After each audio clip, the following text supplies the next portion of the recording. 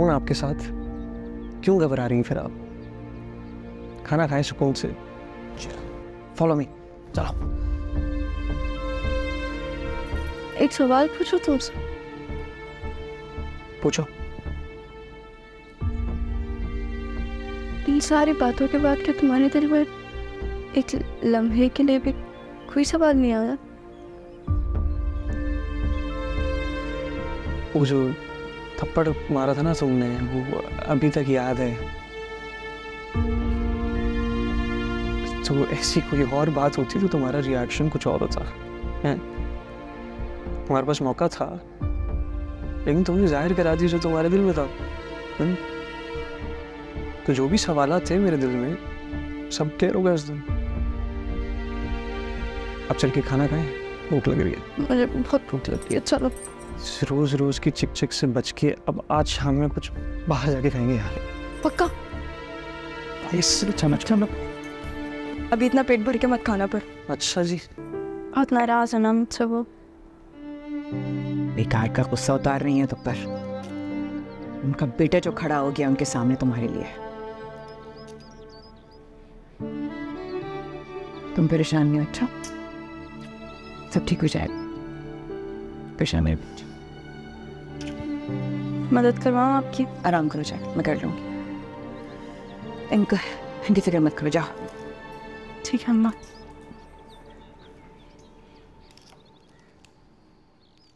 थोड़ी देर तक आते हैं, ठीक है? जाते हैं, ठीक है। आजा फखर। अरे तुम दोनों कहाँ जा रहे हो? आखिर तुमने बताया नहीं है बड़ी अम्मी को? जहन से निकल गया। ये क्या हो रहा है भाई? मैं कुछ पूछ रही हूँ। अम्मा वो मैं और एनी जरा सोच रहे थे आज खाना बाहर खा लें, इसलिए जा रहे थे डिनर के लिए। खाना तो भी लगने लगा है और किसी को बताया भी नहीं, खुद ही प्लान बना लिया। घर में किसी को इस काबिल भी नहीं समझा कि बंदा बता ही देता है जाने से पहले। ये क्या तरीका है? कुछ असूल होते हैं ना घर के, को ख्याल ही नहीं है। भाभी जाने देना, बच्चों को अपनी जिंदगी जीने दें। आप ही तो कहती थी कि ज़हीर भाई आपको कभी कहीं नहीं लेके जाते। बच्चे अपने अरमान पूरे कर लें। जाओ बच्चों। अल्लाह हाफ़िज़ बड़ी अम्मी। अल्लाह हाफ़िज़ मम्मा। मैं उन्हें रोक नहीं रही थी, सिर्फ ये बताने की कोशिश कर रही थी, समझाने की कोशिश कर रही थी कि हर घर के कोई असूल होते हैं, कोई तौर तरीके होते हैं। घर के रहने वाले हर शख्स को उनकी पाबंदी करनी होती है। और घर का एक असूल ये भी है कि अगर कोई एक बड़ा बच्चों को समझा रहा हो या उनसे बात कर रहा हो तो दूसरे को बीच में बोलकर उसकी नफी नहीं करनी चाहिए। आइंदा जरा ख्याल रखिएगा।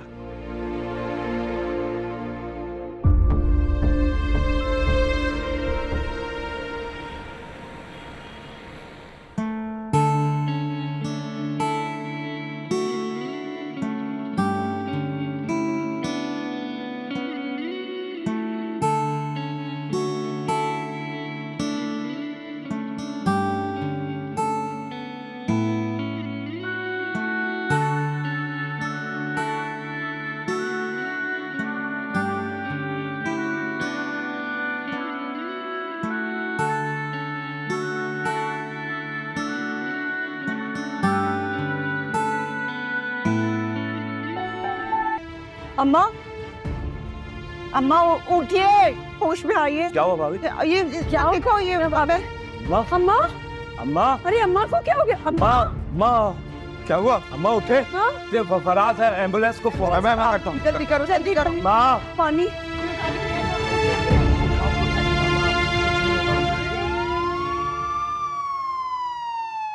हबीब साहब आप हैं? जी डॉक्टर साहब, अम्मा की तबीयत पूछना चाह रहा था, ठीक है? आई एम सॉरी, उनकी डेथ हुए 7-8 घंटे हो चुके हैं। आपने उन्हें यहाँ लाने में बहुत देर कर दी। क्या?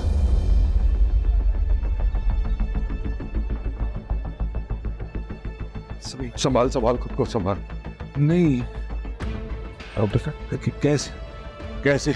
शायद कल रात उन्हें मेजर हार्ट अटैक हुआ था और आप में से कोई मौजूद नहीं था। अगर वो वक्त पर गोली अपनी ज़बान के नीचे रखती तो शायद उनकी ज़िंदगी बच सकती थी, लेकिन मुझे लगता है उन्हें इतना भी वक्त नहीं मिला होगा। हबीब संभाल यार खुद को। जरा अम्मा देख सुन, हम सबको जाना है ना, हिम्मत रख यार, हिम्मत रख, तू बड़ा है ना। अम्मा मेरी, बस बस बस डाल खुद को है, बस बस बस,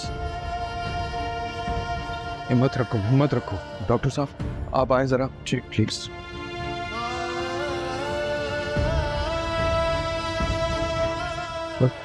अम्मा चली गए।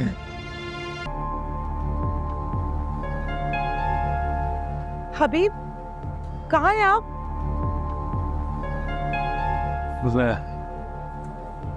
हॉस्पिटल में। हॉस्पिटल में? अब आप ठीक तो है ना हबीब? पता है वो इतना सारा शोर हुआ घर में, मैं सो रही थी, मेरी आँख खुली, मैं बाहर आई तो लेकर जा चुके थे। मैं आ जाऊं क्या हॉस्पिटल?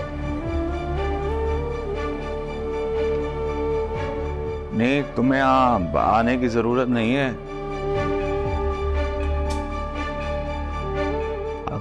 अम्मा का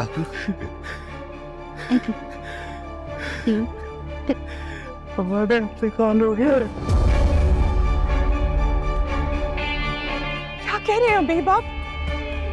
ऐसा नहीं हो सकता हबीब।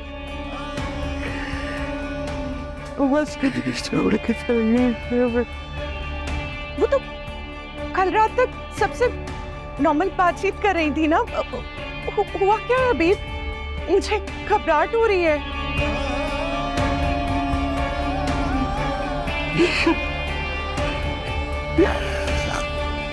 हबीब, आपको पता है ना, मेरी सास नहीं थी, वो मेरी माँ की तरह थी हबीब।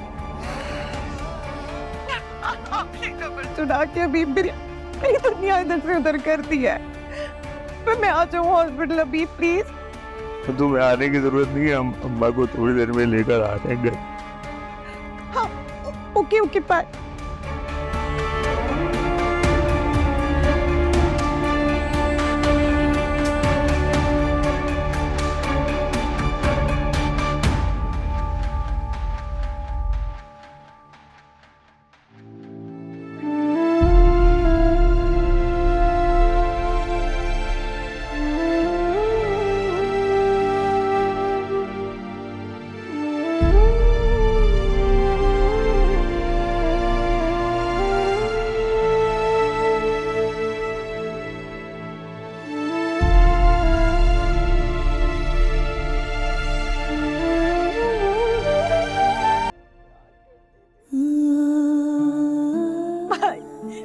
ये सब कैसे हो गया? अम्मा क्यों चली गई हमें छोड़ के? सबर कर। चली गई हमें। अम्मा से मिल लो आज।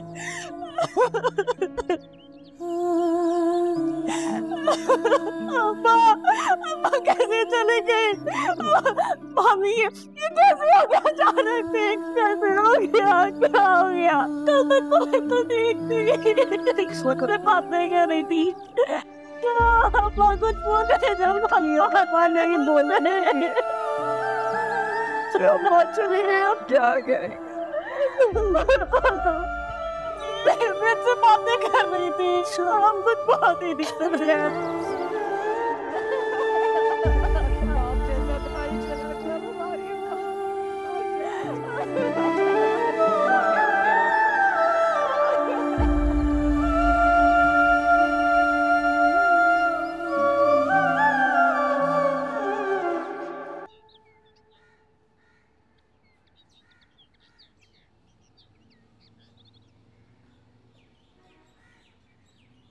वो भी तस्वीर दादी की। मुझे यकीन नहीं आ रहा फाखिर, दादी हमें छोड़ के चली गई। दादी है ही नहीं अब हमारे बीच, यकीन करना पड़ेगा इस बात का।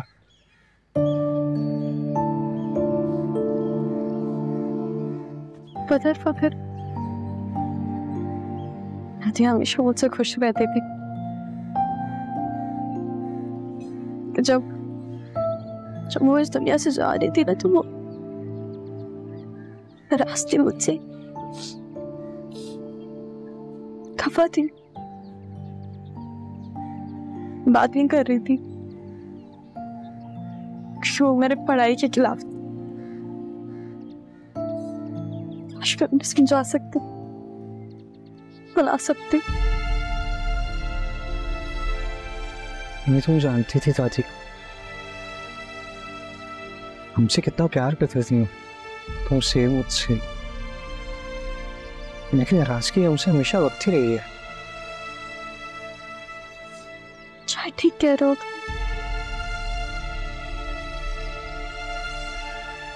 खाना खाया तुमने? नहीं है, मैंने भी कुछ नहीं खाया है, कुछ लेके आता है। वही फाखिर शादी का दिल नहीं कर रहा मेरा। क्या सोच रही हो वो? चलो मुझे ना एक डर सा है। दादी ना जब थी तो वो सबको संभाल लेती थी, कि जाने के बाद इस घर में कोई किसी को रोकने वाला नहीं है ना। फिर चली गई है तो मुझे ऐसा लग रहा है कि इस घर में हर लड़ाई झगड़े होंगे। बड़े अम्मा चले गए, दादी चली गई, लोग इस घर के बड़े थे ना।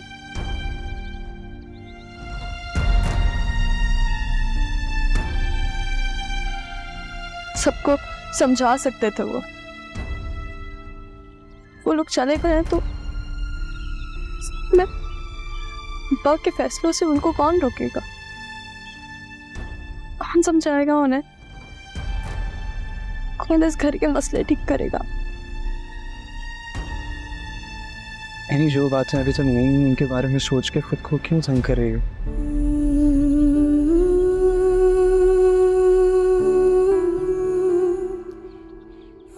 अभी नहीं सोचो उन चीज़ों के बारे में।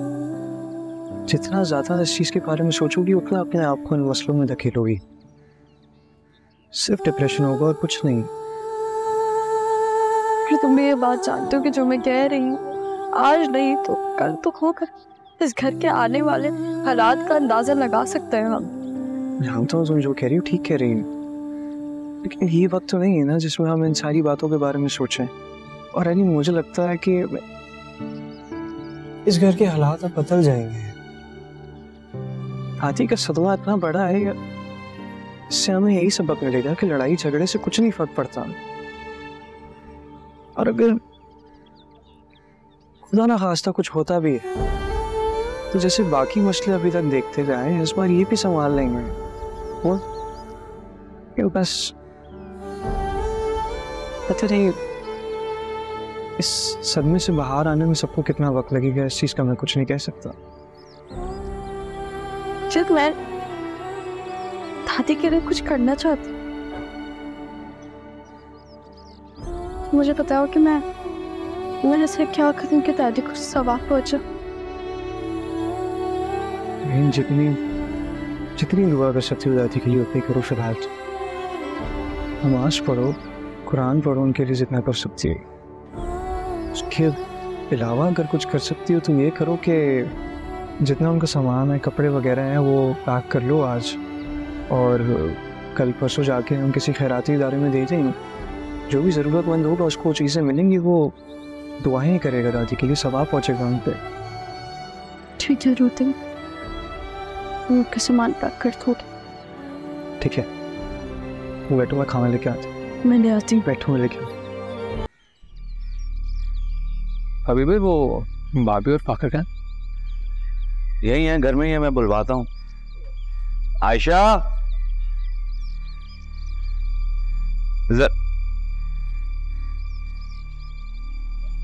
भाभी और फाखिर को भेजना जरा। अबरार, ये और भी किसी काम से आए हो? अम्मा की मौत के बाद कुछ कागजात थे जो भाभी को और फाखर को पहुंचाने थे, वैसे काम के लिए आया। कैसे कागजात? अम्मा ने तो कभी वसीयत बनवाई नहीं थी। अरे नहीं हमीम भाई, अम्मा ने मरने से कुछ दिन पहले नई वसीयत लिखवाई थी जिसमें इस घर का कारोबार का मालिक फाखिर है।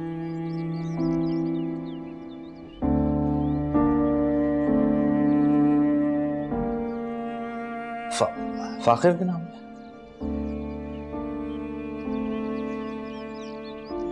लेकिन फाखिर तो अभी